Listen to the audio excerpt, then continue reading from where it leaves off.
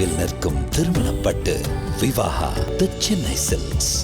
11 days of Grand Europe trip with easy EMI of rupees 25,000 only with GT Holidays. Lyca production தயாரிப்பில் அருண் விஜயின் அசத்தலான நடிப்பில் mission chapter 1 உங்கள் அபிமான திரையரங்குகளில் வெற்றி நடை போடுகிறது.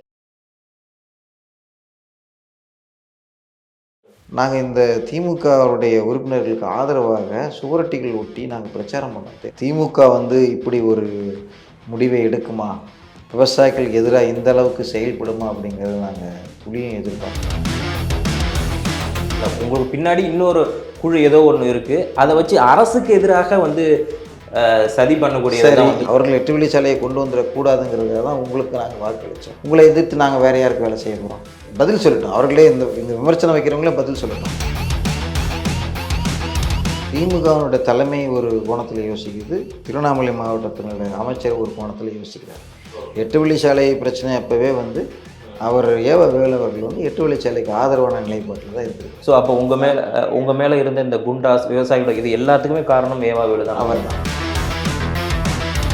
விவசாயிகள் மீது ஒரு குண்டாஸ் அப்படின்னு இருக்கிறப்போ இது முதலமைச்சருக்கு போகாமல் இருக்கும்னு நினைக்கிறீங்களா? இந்த முதலமைச்சருக்கு போயிருக்கும்.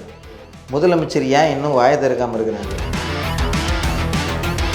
இப்போ ஆரம்பிக்கும் போது அங்கே இருந்த டிஎஸ்பி சொல்கிறாரு, நீங்கள் நடந்து தான் போகணும், டிராக்டர்லாம் வழியில் ஏறக்கூடாது அப்படிங்கிறாரு. நாங்கள் போகிறோம், ஆனாலும் திரும்பி தடுக்கிறாங்க. அவங்களுடைய வாகனத்தில் ஏறிக்கோங்கன்னு சொல்லி தடுக்கிறாங்க. நாங்கள் உங்கள் வாகனத்தில் ஏற முடியாது, நாங்கள் நடந்தே போய்க்கிறோம் சொல்லி போகும்போது சில முக்கிய நிர்வாகிகள் எல்லாம் கைது பண்ணி பஸ்ஸில் ஏற்றுறாங்க. இதில் இப்போ 5 பேரை கொண்டு போயிட்டு கோயம்புத்தூர், மதுரை, திருச்சி, பாளையங்கோட்டை, கடலூர் இந்த 5 இடத்துலையும் தனித்தனியாக அனுப்பிச்சிருந்து இது என்னென்னா மன ரீதியாக நம்மளை பயத்தையும் மன உளைச்சலையும் ஏற்படுத்துது.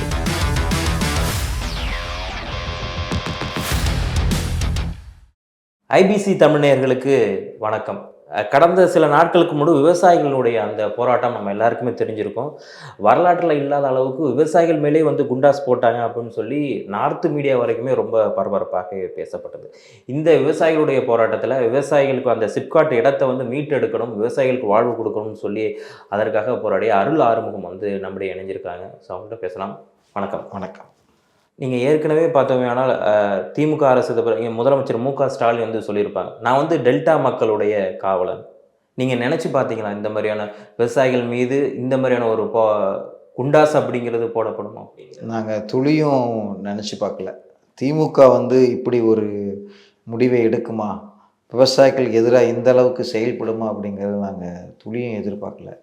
திமுக கடந்த ஆட்சியில், அதிமுக ஆட்சியில் விவசாயிகளுக்கு எதிராக நடந்த பல்வேறு பிரச்சனைகளில் தொடர்ந்து குரல் எழுப்பி விவசாயிகளுடைய நண்பன் நான் அப்படிங்கிற அளவுக்கு மக்கள் மத்தியில் ஒரு பதிவு செஞ்சுட்டு இந்த ஆட்சிக்கு வந்த பிறகு அப்படியே அதுக்கு எதிர்மாறாக நடந்து, அதாவது கோரிக்கை வச்சு போராட்டம் பண்ணுறது கூட தவறுங்கிற அளவுக்கு குண்டர் சட்டத்தில் அடிக்கிற அளவுக்கு போனது பெரும் ஏமாற்றத்தையும் ஒரு இதையும் ஏற்படுத்துது. ஏன்னா இவர்கள் சொன்னதை நம்பி, திமுக கொடுத்த வாக்குறுதியை நம்பி அந்த 8 வழிச்சாலை போன பகுதியில் சேலத்திலேருந்து காஞ்சிபுரத்து வரைக்கும் நாங்கள் இந்த திமுகவுடைய உறுப்பினர்களுக்கு ஆதரவாக சுவரொட்டிகள் ஒட்டி நாங்கள் பிரச்சாரம் பண்ணோம். ஓகே, எலெக்ஷன் கேம்பெயின் பண்ணோம். ஓகே, அவ்வளோ நாங்கள் இப்போ சார் ஒரு 2019 இந்த தேர்தல் வந்தது இல்லைங்களா, சட்டமன்ற தேர்தலில் நாங்கள் திமுகவுக்கு ஆதரவாக பிரச்சாரம் பண்ணோம். இந்த திமுக 8 வழிச்சாலையை கொண்டு வராது, விவசாயிகளுக்கான பாதிக்கக்கூடிய திட்டங்களை கொண்டு வராது. அதாவது 2021 தேர்தலுக்கு முன்பாக பெருந்துறையில் எல்லா விவசாய சங்கங்களையும் இணைச்சி ஒரு மாநாடு நடத்துகிறாங்க. அந்த மாநாட்டில் நானும் இப்போ இருக்கக்கூடிய முதல்வரும் மேடையில் இருக்கோம். அந்த மேடையில் அவர் சொல்கிறாரு, நாங்கள் விவசாயிகளை பாதிக்கக்கூடிய எந்த திட்டங்களையும் நாங்கள் செயல்படுத்த மாட்டோம். அப்படி செயல்படுத்தக்கூடிய சூழ்நிலை உருவானால் நாங்கள் விவசாயிகள் பிரதிநிதிகளையும் எங்கள் அரசு அதிகாரிகளையும் வச்சு அதை நாங்கள் ஆய்வு செஞ்ச பிறகு தான் அதை செயல்படுத்துவோம் அப்படின்னு சொன்னார். இதெல்லாம் நாங்கள் நம்பி இவர்களுக்காக திமுகவினுடைய வெற்றிக்காக நாங்களும் பாடுபட்டோம். ஆனால் இவ்வளோ பாடுபட்ட நம்மையே இவர்கள் பண்ணுறாங்க அப்படின்னும்போது, அதாவது குண்டர் சட்டத்தில் அளவுக்கு கொண்டு வராங்க அப்படின்னும்போது இது மிகவும் வருத்தத்தக்க ஒரு செயலாக இருக்குது. ஆனால் சார் இப்போ உங்கள் மேலே அவங்க வைக்கக்கூடிய ஒரு விமர்சனமாக அப்போ கூட ஒரு நியூஸில் எல்லாமே நான் எந்த நியூஸ் சேனல் சொல்ல விரும்பலை, அதில் வந்து ஒரு பிரபலமான நியூஸ் சேனலில் வந்துச்சு. என்ன அப்படின்னா, இந்தமாரி அருள் ஆறுமுகம் வந்து காவல்துறை கொடுத்த தகவல்படி அவருக்கு பின்னாடி சில குவாரி ஓனர்கள் அவங்க இதெல்லாம் வந்து இருக்காங்க, அவங்களுக்கு ஆதரவாக இருந்துக்கிட்டு வயதான மூதாட்டிகளையும் பெண்களையும் வச்சுட்டு வந்து அவங்க வந்து போராட்டம் பண்ணுறாங்க. இன்னும் சொல்ல போனால் காவல்துறை வாகனங்களையும் வந்து அவங்க வந்து சேதப்படுத்தியிருக்காங்க அப்படிங்கிற மாதிரி செய்திகள் எல்லாமே வந்துச்சு. ஸோ இதை எப்படி சார் பார்க்குறீங்க? ஓ, இப்போ இதுக்கு முன்னாடி பேசினவங்க வந்து ஒரு சிலர்லாம் என்ன சொன்னாங்கன்னா கட்சி பின்னாடி இருக்குன்னாங்க. இப்போ நீங்கள் சொல்லும் போது தான் தெரியுது குவாரி ஓனர்கள்லாம் இருக்கிறாங்கன்னு சொல்லிட்டு. இல்லை, குவாரி அந்த சேனலில் அந்த சொல்லுது பரவாயில்ல. அப்போது இருக்காங்க அப்படின்னா குவாரி ஓனர்களில் வந்து நீங்கள் அவர்கள்கிட்ட நீங்கள் பேசலாம் டைரெக்டாக. ஏன்னா குவாரி ஓனர்கள் யாரும் வந்து அரசுக்கு எதிரானவர்கள் இல்லை, எல்லாம் அரசோட கூட்டணியை வச்சு தான் செயல்பட்டுக்கிட்டு இருக்கிறாங்க. அப்படி வந்து அவங்க வந்து தூண்டி விட்டு பண்ணுறாங்க, அவர்கள் தான் பேக் போனாக இருக்காங்க அப்படின்னா நீங்கள் நேரடியாகவே வந்து நீங்கள் அவர்கள்கிட்டயே நீங்கள் பேசலாமே. நீங்கள் சொல்கிற மாதிரி இந்த ஒரு விமர்சனமும் வைக்கிறாங்களே, உங்களுக்கு பின்னாடி இன்னொரு குழு ஏதோ ஒன்று இருக்குது, அதை வச்சு அரசுக்கு எதிராக வந்து சதி பண்ணக்கூடிய. சரி, இந்த அரசுக்கு எதிராக சதி பண்ணிட்டு வேறு என்ன பண்ண போகிறோம்? நாங்கள் இந்த அரசுக்காக ஓட்டு கேட்டோம், இந்த அரசுக்கு எதிராக செயல்பட்டு என்ன பண்ண போகிறோம்? எடப்பாடி பழனிசாமி வரத்து 8 வழி சாலையை வந்து கொண்டு வரணுச்சு. அவர்கள் 8 வழி சாலையை கொண்டு வந்துடக்கூடாதுங்கிறதுக்காக தான் உங்களுக்கு நாங்கள் வாக்களித்தோம். உங்களை எதிர்த்து நாங்கள் வேறு யாருக்கு வேலை செய்ய போகிறோம்? பதில் சொல்லட்டும். அவர்களே இந்த விமர்சனம் வைக்கிறவங்களே பதில் சொல்லட்டும். நாங்கள் அரசுக்கு எதிராக செயல்பட்டு வேறு எந்த அரசை கொண்டு வரதுக்கு முயற்சிக்கிறோம். இது வந்து சும்மா போகிற போக்கில் எதையாவது ஒன்று சொல்லணுமே அப்படிங்கிறதுக்காக அவர்கள் சொல்லிட்டு போகிறது. நாங்கள் பாடுபடுவது விவசாய நிலங்களை மீட்கப்படணும், விவசாயிகளுடைய வாழ்வாதாரம் வந்து அழிக்கப்படக்கூடாது அப்படிங்கிறது தான் எங்களுடைய. ஆனால் வந்து அமைச்சர் ஏவாவேலு அவர்கள் வந்து சொல்லியிருந்தப்போ, பத்திரிகைகள்லாம் வந்து கேட்டிருந்தப்போ சொல்லியிருந்தாங்க, விவசாய நிலம்ன்றப்ப எங்கள் வானத்திலேயே போய் ஃபேக்ட்ரி வைக்க முடியும், இந்த மாதிரி ஏதாவது ஒன்று வந்துட்டாலே போராட்டம் பண்ணுறதுக்குன்னே சொல்லி அப்படிங்கிற மாதிரி அவருடைய கருத்து அந்த நேரத்தில் வந்து பேசப்படுது. ஸோ நீங்கள் எப்படி சார் பார்க்குறீங்க அதை? ஏன்னா அவங்க என்ன சொல்கிறாங்கன்னா, ஒரு முன்னேற்றங்கிற ஒன்று வரணும், அதுக்கு வந்து ஃபேக்ட்ரி சொல்லணும்னா சில இடங்களை வந்து நாங்கள் கையப்படுத்த வேண்டியதாக இருக்கும், இதுக்காக மொத்தமாக கவர்மெண்ட்டுக்கு எதிராகவே இருக்கிறது எப்படி சரியாக இருக்கும் அப்படிங்கிற மாதிரியான பார்வையில் அவருடைய கருத்து இருக்குது. இல்லை, அவர் சொல்கிறதுபடி பார்த்தா சிப்காட் வானத்தில் கட்ட முடியுமா கடலில் கட்ட முடியுமான்றாரு. அதே அவருடைய மாவட்டத்தில் செங்கத்தில் 11,500 ஏக்கர் சென்ட்ரல் கவர்மெண்ட் வந்து விவசாயம் பண்ணுறதுக்காக எடுத்துகிட்டு இப்போ அது வந்து பயன்பாட்டுக்கு இல்லாமல் வெறும் யூக்கலிப்டஸ் மரங்கள் வளர்ந்துட்டு இருக்குது. அந்த இடத்துல சிப்காட் கட்டலாமா கூடாதா? ஏன் அவர் வந்து இங்கே வந்து எடுக்கணும்? ஏன் சார் நீங்கள் அதுக்கானது சொல்லுங்கள், ஏன் இந்த இடத்த வந்து அவங்க தேர்வு செஞ்சது? ஏன்னா உங்களுக்கு ஏற்கனவே நீங்கள் கேம்பெயின் பண்ணுறப்போ அவங்க சொல்லியிருக்காங்க, விவசாயிகளுக்கு ஆதரவாகத்தான் நாங்கள் இருப்போம் அப்படிங்கிறத இப்போ இருக்கக்கூடிய முதலமைச்சர் ஸ்டாலினுடைய அரசாங்கம் வந்து சொல்லியிருக்கப்போ இப்போ திடீர்னு ஏன் இந்த ஒரு இஷ்யூ மாறினதுக்கான காரணம்? இப்போ திமுகவினுடைய தலைமை ஒரு கோணத்தில் யோசிக்குது, திருவண்ணாமலை மாவட்டத்தினுடைய அமைச்சர் ஒரு கோணத்தில் யோசிக்கிறார். 8 வழி சாலை பிரச்சனை அப்போவே வந்து அவர் ஏவாவேலு அவர்கள் வந்து 8 வழிச்சாலைக்கு ஆதரவான நிலைப்பாட்டில் தான் இருந்திருக்காரு. ஸோ அப்போ உங்கள் மேலே இருந்த இந்த குண்டாஸ் விவசாயிகளோட இது எல்லாத்துக்குமே காரணம் ஏவாவேலு தான் சொல்கிறேன். ஏன்னா நாங்கள் சேலத்தில் வந்து 7 எம்பிக்கள் வந்து சேர்ந்து ஒரு கூட்டம் நடத்தும்போது திருவண்ணாமலை எம்பி மட்டும் வரல, CN அண்ணாதுரை அவர்கள் கேட்க வரல அப்படின்னு சொல்லி அடுத்தடுத்து வெவ்வேறு நிகழ்ச்சிகள் கேட்கும்போது கட்சி வந்து எங்களுக்கு சொல்லலை அப்படின்னு சொல்கிறார். நாங்கள் ஒரு பிரதிநிதியாக இவர் அழைக்கிறோம், இவர் கட்சியாக செயல்படுறார். கட்சிங்கிறது யார் திருவண்ணாமலையில்? அப்போது கட்சி தலைமை வந்து பிற மாவட்டத்தில் இருக்கக்கூடிய எம்பிகள்லாம் கட்டுப்படுத்தலை, இங்கே இருக்கிற கட்சி மட்டும் கட்டுப்படுத்துது இல்லைங்களா? அப்போது கட்சியினுடைய தலைமை வந்து ஒரு கோணத்திலையும் இந்த திருவண்ணாமலை மாவட்டத்தில் ஏவாவேலு அவர்கள் ஒரு கோணத்திலையும் தான் இது சிந்திச்சாங்க அப்படிங்கிறது அந்த விஷயத்துலேருந்து ரொம்ப தெளிவாக தெரியுது. அதனால் இவர் மட்டும் தனிப்பட்ட முறையில் இந்த ஆதாயமாக இதை பார்க்குறாரு. இந்த 8 வழி சாலை பிரச்சனையோ இந்த சிப்காட் பிரச்சனைகளையோ வந்து இவர் தனிப்பட்ட ஆதாயமாக பார்க்குறாரு. அதுக்கு வந்து நான் மக்களோட இருந்து போராடும் போது என்னை வந்து இந்த மாதிரி தனிமைப்படுத்துறதோ இல்லை ஒரு கொச்சைப்படுத்துகிற வேலையோ அவர் செஞ்சுட்டு இருக்காரு. ஆனால் சார் உங்களுக்கு இன்னும் உங்கள் மேலே சொல்லக்கூடிய அவங்க விமர்சனம் என்ன சொல்கிறாங்கன்னா, அவர் வந்து அந்த ஊரே கிடையாது, அவரோட ஊரே வேற ஒரு, அவர் ஏன் திடீர்னு வந்து இங்கே வந்து பண்ணணும் அப்படின்னா, ஸோ அவங்க பின்னாடி உடனே உங்கள் சொல்லக்கூடிய விஷயம் என்னன்னா, அவங்க பின்னாடி ஒரு குரூப்ஸ் இருக்காங்க, சம் குரூப் இருக்காங்க, அவருடைய தூண்டுதல் பேரில் மக்களை வந்து அப்படியே கவர்மெண்ட்டுக்கு எதிராக திருப்புற வேலையை தான் வந்து பார்க்குறாங்க அப்படிங்கிற அவங்களுடைய கருத்தை வந்து சொல்கிறாங்க. நீ அந்த ஏன் திடீர்னு அக்கறை அப்படிங்கிற மாதிரி அவங்க கேட்க. முதலமைச்சர் கூட நானும் டெல்டாக்காரன்னு சொன்னார். அவர் என்ன டெல்டாவில் இருக்கிறாரா? அவர் வேறு யாருன்னா தூண்டி விட்றாங்களா? அவர் யார் தூண்டி விட்றாங்க? முதலமைச்சர் இன்னொன்று சொன்னார், விவசாயிகளுக்காக போராடணுன்னா நான் விவசாயியாக இருக்கணும்னு அவசியம் இல்லை, நெஞ்சில் ஈரம் இருந்தால் போதுன்னார். ஏன் எங்களுக்கு அந்த நெஞ்சில் ஈரம் இருக்கக்கூடாதா? எங்கள் மக்கள் எங்கள் மாதிரியான விவசாயிகள் பாதிக்கிறத கேள்வி கேட்கக்கூடாதா? விவசாயிகள் வந்து பிரிஞ்சு கிடக்கிறோம். நம்ம ஒற்றுமையாக இருந்து நமக்கான வாழ்க்கையை நம்ம அமைச்சுக்கணும் அப்படின்னு சொல்லி விவசாயிகள் யோசிக்கக்கூடாதா? அப்போ இதெல்லாம் வந்து பிதற்றுதல். அவருக்கு வந்து அரசியலமைப்பு சட்டமே தெரியல அமைச்சர் ஏவவேலு அவர்களுக்கு. நான் இந்த ஊர் கிடையாது, வேறு ஊர் அப்படின்னா, வேறு நாடு கிடையாதுல்ல, வேறு ஊர் தானே, இந்தியாவுக்குள்ளே தானே இருக்கும். இந்தியன் கான்ஸ்டியூஷன் என்ன சொல்லுது? இந்திய மக்கள் யார் வேணாலும் எங்கே வேணாலும் எப்போ வேணாலும் சந்திச்சுக்கலாம், அந்த உரிமை. சரி, நாங்கள் இங்கே வந்து என்ன கலவரமாக தூண்டணும்? அறவழியில் தானே போராடிட்டு இருக்கிறோம். அறவழியில் போராடுறதை எப்படி நீங்கள் தூண்டணும்னு சொல்லி அப்போ அவங்க சொல்லியிருக்க மாதிரி சில கல்வி அந்த மாதிரி எந்த ஒரு இதுவுமே அங்கே நடக்கல, எந்த சம்பவங்களும் நடக்கல. இவர்கள் வந்து என்ன சொல்கிறாங்க, எங்களுக்கு ஒரு பொய் வழக்கு பதிஞ்சிருக்கிறாங்க. அரசினுடைய எங்களுடைய போலீஸுடைய வாகனம் போகும்போது அதனுடைய சைட் மிரரை உடைச்சாங்க, போலீஸுடைய அம்மாவை வந்து கெட்ட வார்த்தையில் திட்டினாங்க அப்படின்னு சொல்லி போட்டிருக்கிறாங்க. எந்த இடத்துல நீங்கள் கொண்டு வந்ததை நிரூபிச்சிருக்கீங்க? போலீஸ் வந்து ஒவ்வொரு நிகழ்ச்சி நடக்கும்போது அங்கே வீடியோ எடுத்துகிட்டு இருக்கிறாங்க. அவங்க ஸ்பெஷல் பிரான்ச் பீப்புள் எல்லாருமே அங்கே வீடியோ எடுத்துகிட்டு இருக்கிறாங்க. சில இடங்களில் ட்ரோன் வச்சு எடுத்தாங்க. கொண்டு வந்து ஆதாரத்தை கொடுக்க சொல்லுங்கள், நாங்கள் படித்தோன்ட்டு. இது பொய் வழக்குகள். எங்கள் மீது 11 வழக்குகள் போட்டுக்கிறாங்க, 11ம் பொய் வழக்குகள். பட் இந்த குண்டாஸ் அந்த இது போடுறப்போ அதிலே வந்து என்ன சொல்லியிருந்தாங்க அப்படின்னா, அந்த அறிக்கை வந்து வெளியானுச்சு, அது செய்திகள் எல்லாம் நீங்களுமே அதை பிறகு அப்போ வந்து பார்த்துருப்பீங்க. அதில் வந்து என்னென்னா, பிறகு இன்னொருத்தவங்க இனிமேல் நாங்கள் வந்து இதை மாதிரி யாருமே பண்ண மாட்டோம், இது ஒருத்தவங்களோட வற்புறுத்தலின் பேரில் பின்னாடி ஒருத்தவங்க அதை எப்படி எடுத்துக்கலாம் அப்படின்னா, கேளாறு பேச்சை கேட்டு நாங்களும் வந்து கலந்துக்கிட்டோம்ப்பா அப்படிங்கிற மாதிரி அந்த அறிக்கையானது வெளியாயிருக்கு. இதை எப்படி சார் பார்க்குறீங்க? ஏன்னா நீங்கள் வந்து ஒரு விவசாயிகளுடைய போராட்டம் அப்படிங்கிறத இறங்குறீங்க, அறிக்கை இன்னைக்கு இப்படி வந்துடுச்சு.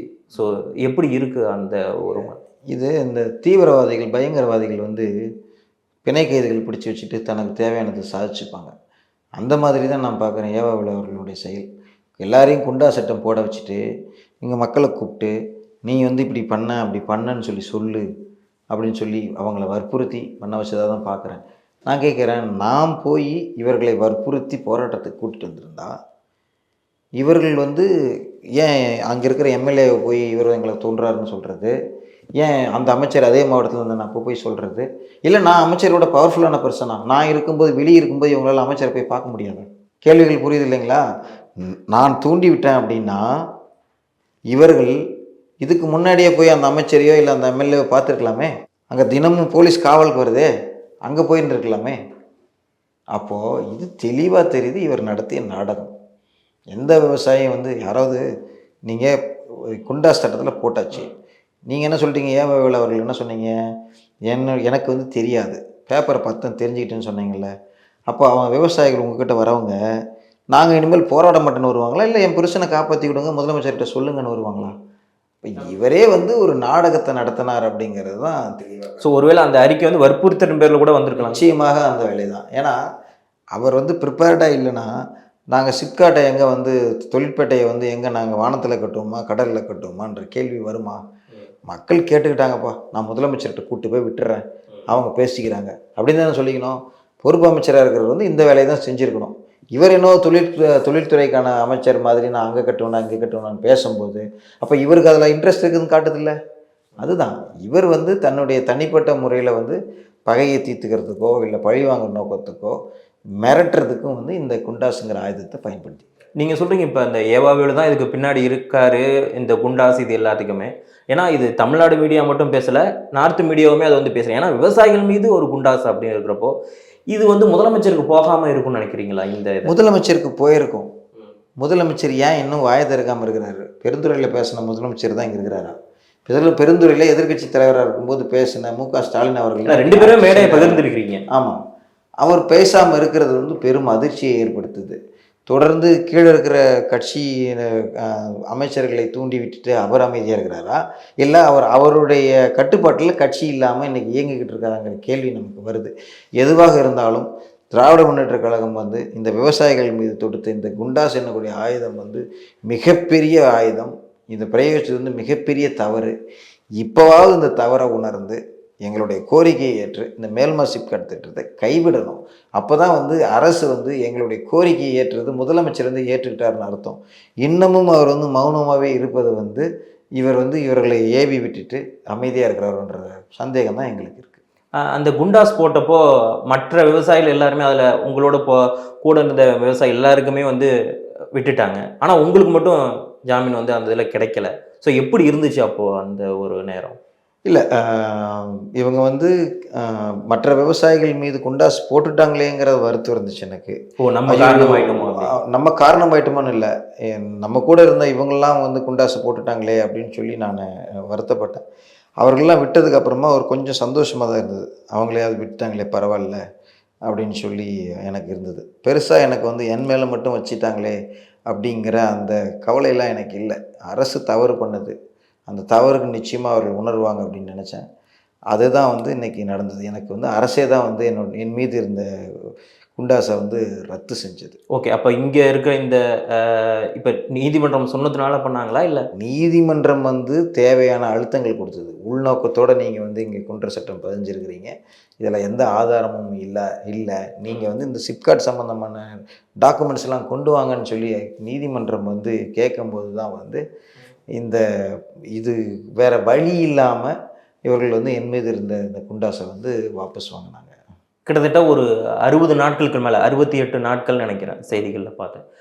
அந்த சிறை அந்த அனுபவங்கிறது எப்படி சார்? ஏன்னா வழக்கமாக தெரியும், ஒரு சிறையில் வந்து ஒரு போராட்டம் உன் மேலே குண்டாஸ் இருக்குது, அந்த இடத்துல நீங்கள் சிறைக்கு போகிறப்ப அந்த ஒரு அங்கே இருந்த அந்த ஒரு அனுபவங்கிறது எப்படி இருந்துச்சு? சிறை அனுபவம் வந்து எனக்கு எந்த ஒரு கெட்ட அனுபவங்கள்லாம் இல்லை. நான் ஒரு இதை யோசித்தேன். சிறைக்கு போகும்போது நீங்கள் பனிக்கட்டியாக போனீங்கன்னா உருகி ஆவி ஆகிடுவீங்க, காணாமல் போயிடுவீங்க. இரும்பாக போனீங்கன்னா கூர்முனை செய்யப்பட்ட வாழை வெளியே வருவீங்க. ஏன்னா நான் உறுதியோடு போனேன், அதே உறுதியோடு திரும்பி வந்திருக்கிறேன். இவர்களுடைய இந்த பயமுறுத்தல், இந்த சிறை அப்படிங்கிறது வந்து நாம் நிச்சயமாக இந்த மாதிரி ஆளும் வர்க்கம் வந்து செய்யும். இதையும் தாண்டி போனால் தான் நாம் வந்து நம்மளுடைய உரிமைக்காக நம்ம நிற்க முடியும் அப்படிங்கிறது தான். நீங்கள் வந்து சிறையில் இருந்தப்போ திமுக உங்களுக்கு தெரியும், அவங்க தான் வந்து நீங்கள் குண்டாஸ் வந்து அதை சார்ந்த அமைச்சரை தான் போகணும். எதிர்கட்சிகளாக அப்போது நீங்கள் 8 வழிச்சாலைக்காக இது பண்ண அந்த எடப்பாடி பழனிசாமியாக இருக்கட்டும், இல்லை பாஜக இவங்க எல்லாருமே வந்து கடும் கண்டனத்தை வந்து தெரிவிச்சிருந்தாங்க. இதை நீங்கள் எப்படி பார்க்குறீங்க? இல்லை இது வந்து எதிர்கட்சியாக இருக்கிறப்போ இவங்க எப்போதுமே குரல் எழுப்பக்கூடிய அந்த இதுதான் பார்க்குறீங்களா, இல்லை உண்மையிலே உங்களுக்கான சப்போர்ட்டிவாக விவசாயிகளுக்கு ஆதரவான ஒரு நிலைப்பாடு அப்படின்னு இதை பார்க்குறீங்களா? இல்லை, இவங்க வந்து எதிர்கட்சி அப்படிங்கிற முறையில் தன்னுடைய நானும் இருக்கேன் அப்படின்னு காட்டிக்கிற ஒரு செயல். அதுவும் குறிப்பாக இந்த 6 விவசாயிகளை வந்து விடுவிடத்துக்கு அப்புறம் வந்து யாரும் இதை பற்றி பேசவே இல்லை. இதிலேருந்தே தெரியுது அவங்களுக்கு வந்து விவசாயிகள் மீது விவசாயிகள் மீதோ விவசாயிகள் காப்பவர்கள் மீதோ வந்து அவர்களுக்கு பற்றில்லை, ஒரு அரசியல் நாடகம் அப்படிங்கிறது தான் நமக்கு தெரியுது. எதிர்கட்சியாக இருக்கிறோம், பேசணும்னு சொல்லி பேசியிருக்காங்க. உங்கள் ஃபேமிலி சைடில் இதுக்கு எப்படி சார் ரியாக்ட் பண்ணுறாங்க? ஏன்னா நீங்கள் ஆல்ரெடி ஒரு தொழில் முனைவோர், அந்த அவங்களோட லைஃப்ங்கிறதே வேறு மாதிரி இருக்குது. திடீர்னு பார்த்தா இந்த 8 வழிச்சாலை அந்த இஷ்யூ ஆகுது, அதுக்கப்புறம் அப்போ உங்களுக்கு ஒரு டீம் அந்த இருந்து இவ்வளோ சட்டங்கள் அப்படிங்கிறது உங்கள் வழக்கு பதிவு இருந்துச்சு, ஆனால் குண்டாஸ் இல்லைன்னு நினைக்கிறேன்.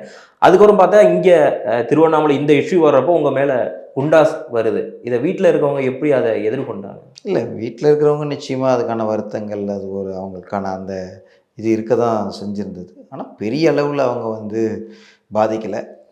அவங்களும் வந்து யதார்த்தத்தை புரிஞ்சுக்கிறாங்க, இந்த மாதிரி நடக்கும்னு சொல்லிட்டு. அதனால் இந்த குண்டாஸ் அப்படிங்கிறதெல்லாம் நானே எதிர்பார்க்காத ஒரு விஷயந்தான். நாம் வந்து அந்த மாதிரியான ஒரு கிரிமினல் குற்றங்கள்லாம் நம்ம செய்யறதில்ல. அப்படி இருக்கும்போது நம்ம மீது வந்து இந்த மாதிரி செய்வாங்க அப்படின்றத நம்பலை. ஆனால் காவல்துறை திட்டமிட்டே வந்து இந்த குண்டாஸுக்கான ஆயுதத்தை முதலேருந்தே தயார்படுத்திட்டு இருந்தது. இல்லை, அங்கே நீங்கள் சிறையில் போகிறோம், ஏன்னா குண்டாஸ் இதுன்னு போட்டப்போ அங்கே இருக்கவங்க ஏதாவது ஒரு உங்கள்கிட்ட சொல்லியிருப்பாங்கல்ல? இல்லை, ஏன்னா நார்மலாக குண்டாஸுங்கிறது ஏற்கனவே நிறையா இது பண்ண அவங்க மேலே தான் வந்து குண்டாசுன்னு இருக்கும். உண்மையாகவே ஒரு சிரிக்கக்கூடிய ஒரு செயல் தான் உள்ளே இருக்கிறவங்க சொன்னாங்க. இரும்படிக்கிற இடத்துல ஈகண்ண வேலை அப்படின்னு சொல்லி. குண்டாசுங்கிறது வந்து இந்த மாதிரி நாங்கள் ஏதோ கொலை பண்ணிட்டு வர்றதோ மற்ற மாதிரி ஆட்களுக்கு தான் போடுவாங்க, இந்த விவசாயிகள் போடுற இடத்துக்கு தான் போடுறாங்க அப்படின்னு சொல்லி ஒரு நகைப்பூட்டும் விதமாக தான் உள்ளே என்னோட இருந்தவங்களாம் கூட சொன்னது. அதனால் எங்களுக்கு வந்து பெரிய ஒரு எதிர்மறையான ஒரு இது வந்து உள்ளார இருக்கிற யாருமே வந்து ஏற்றுக்கலை. அரசாங்கம் இவ்வளோ தரம் தாழ்ந்து போகுமா, ஒரு விவசாயிகள் நிலத்தை பாதுகாக்கிறதுக்கு போராடுறவங்க மீது குண்டாஸ் போடுறது வந்து மிகவும் ஒரு தரம் தாழ்ந்த செயல்னு தான் பேசிக்கிட்டாங்க. ஏன்னா இப்போ உங்களுடைய அடுத்த போராட்டம் கூட தொடரும் அப்படிங்கிறதான் சொல்லியிருக்கீங்க. ஏற்கனவே வந்து போராட்டம் உங்கள் கூட நின்ற முக்கிய விவசாயிகள் உங்களுடைய நண்பர்கள் மேலே குண்டாஸ் போட்டு வார்னிங் மாதிரி கொடுத்து அனுப்பிச்சிருக்காங்க. அடுத்து அவங்க போராட்டத்துக்கு வருவாங்கன்னு நீங்கள் எதிர்பார்க்குறீங்க? ஏன்னா இப்போ ஒரு போராட்ட களம் அப்படின்னு போனாலே ஜல்லிக்கட்டுக்கு பிறகு மெரினாக்கு சொன்னாங்க அங்கே யாரும் வந்து போராட்டம் பண்ணக்கூடாது அப்படிங்கிறது அரசாணைங்கிற மாதிரி போட்டிருக்காங்க. இப்போ உங்களுக்குமே திருப்பி அது ஒரு அவங்களுக்கு ஜாமீன் கொடுத்ததுமே தமிழக அரசு என்ன சொல்லியிருக்காங்க அப்படின்னா, வார்னிங் மாதிரி தான் அதை கொடுத்துருக்காங்க. இனிமேல் வந்து அவங்களே கைப்பட எழுதி கொடுத்த மாதிரி தான் அந்த அறிக்கையானது இருக்குது. இனி வரக்கூடிய காலங்களில் அருளுடைய இந்த விவசாய போராட்டத்திற்கு கூட வருவாங்கன்னு நினைக்கிறீங்களா? ஏற்கனவே போராடிட்டு இருக்கிறாங்க. இன்னொன்று பார்த்தீங்கன்னா, எழுதி கொடுத்தது வந்து சிறைக்கு போனவர்கள் அல்ல, சிறைக்கு போனவர்கள் குடும்ப உறுப்பினர்கள். அதில் குறிப்பாக பச்சைப்பினோட மனைவி, என்கிட்ட எதில் வேணாலும் கையெழுத்து வாங்குங்க, ஆனால் என் வீட்டுக்காரர் நான் சொல்கிறத கேட்க மாட்டார் அப்படின்னு சொல்லியிருக்கிறாங்க. அதனால் போராடுறது ஒருத்தர், நீங்கள் கையெழுத்து வாங்குறது ஒருத்தர்னு சொல்கிறது வந்து தெளிவாக இது ஒரு நாடகம்னு தெரிஞ்சுது. அங்கே சிறைக்கு போய் இருந்த எல்லாருமே வந்து இன்றைக்கி போராட்டத்தில் கலந்துட்டு தான் இருக்கிறாங்க. போராட்டம் வந்து ஒரு இடைப்பட்ட ஒரு 10 நாட்கள் தான் வந்து அங்கே தடைபட்டு இருந்தது. மீண்டும் வேறு ஒரு இடத்துல வந்து பந்தல் அமைச்சு போராட்டம் நடந்துட்டு தான் இருக்குது. அந்த போராட்டத்தில் சிறைக்கு போய் வந்த எல்லாருமே கலந்துட்டு தான் இருக்கிறாங்க. அதனால் போராட்டம் நடந்துட்டு தான் இருக்குது. நான் இல்லைனாலும் அந்த போராட்டம் நடக்கும். ஏன்னா இதற்கு பின்னால் வந்து நீங்கள் சொல்கிற மாதிரி உங்களுடைய பாயிண்ட் ஆஃப் வியூலே பார்த்தாலுமே எதிர்க்க போகிறது ஒரு பெரும் கார்ப்பரேட்டுகளையும் அரசுகளையும் எதிர்த்து அந்த இதில் நிற்கிறீங்க இன்னைக்கு. ஏன்னா அப்போது இருந்த மாதிரி ஒரு போராட்டத்தை வலு சேர்க்கக்கூடியதில் எல்லாருக்கும் ஒரு பயம் வந்து ஒன்று இருக்கும். இப்போ நீங்கள் ஒரு குழுவாக இருந்து ஒரு ஊருக்கு இருக்காங்க, என்னதான் இருந்தாலும் இங்கே இருக்கிறது ஒரு பலம்ங்கிறது ரொம்ப ப்ரெஷர் வாய்ந்த ஒரு இதாக இருக்குது. எப்படி எதிர்கொள்ள போகிற அடுத்த பணி என்ன உங்களோடதுல? இல்லைங்க, இது வந்து நாங்கள் கார்ப்பரேட் எதிர்க்கிறோம் அந்த அதிகப்படியான நிலைமையெல்லாம் நாங்கள் யோசிக்கல.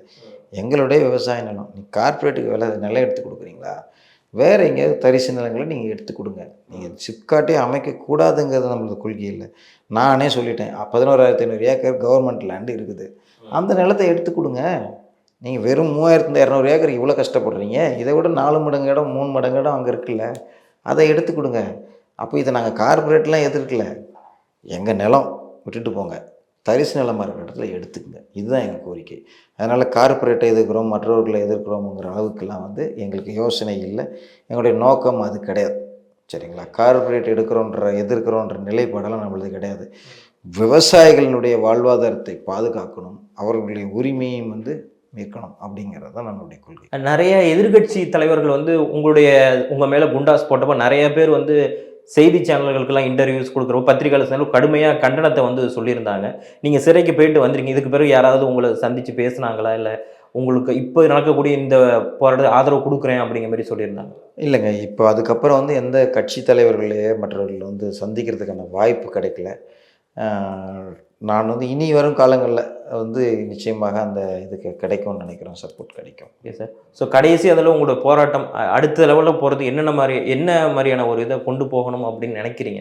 இல்லை, நாம் என்ன நினைக்கிறோன்னா, முதல்ல அரசு வந்து நேரடியாக விவசாயிகளை அப்புறப்படுத்திட்டு நாம் ஒரு விஷயத்தை செயல்படுத்தணுன்றதை விட்டுட்டு, அந்த மாதிரியான கொள்கையை விட்டுட்டு விவசாயிகளையும் வந்து இதில் ஒருங்கிணைச்சி எப்படி அவர்களுடைய வாழ்வாதாரத்தையும் மேம்படுத்தணுன்ற மாதிரி. ஒரு உதாரணத்தை சொல்கிறேன்னா, நீங்கள் வந்து ஒரு ரோட் போடுறீங்க, விவசாயிக்கிட்ட நிலம் எடுக்கிறீங்க, 1/2 அடிக்கு மண் கொட்டுறாங்க, 1/2 அடிக்கு வந்து தார் போடுறாங்க.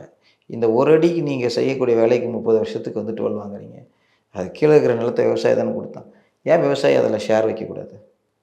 அப்போது நீங்கள் ஒரு திட்டத்தை கொண்டு வரீங்க அப்படின்னா, அந்த நிலத்துக்கு உரிமையாளரும் அந்த திட்டத்தில் ஒரு பங்குதாரர்களை வைங்க.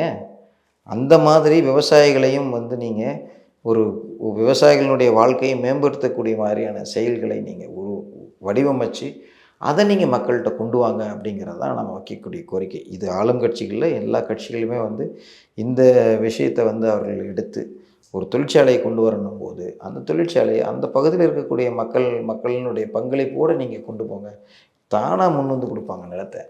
அதை விடுத்து வந்து எங்கேயோ இருக்கிற ஒரு முதலாளி கொண்டு வந்து என்னைக்கு வரும் என்னன்னே தெரியாத கம்பெனி இப்போ நிலத்தை எடுத்தது நில வங்கி அப்படின்னு ஒரு புதுசாக ஒரு அமைப்பு முறையை உருவாக்கி, எந்த கம்பெனி வரும்னே தெரியாது, நிலத்தை எடுத்து வச்சுக்கிறேன்.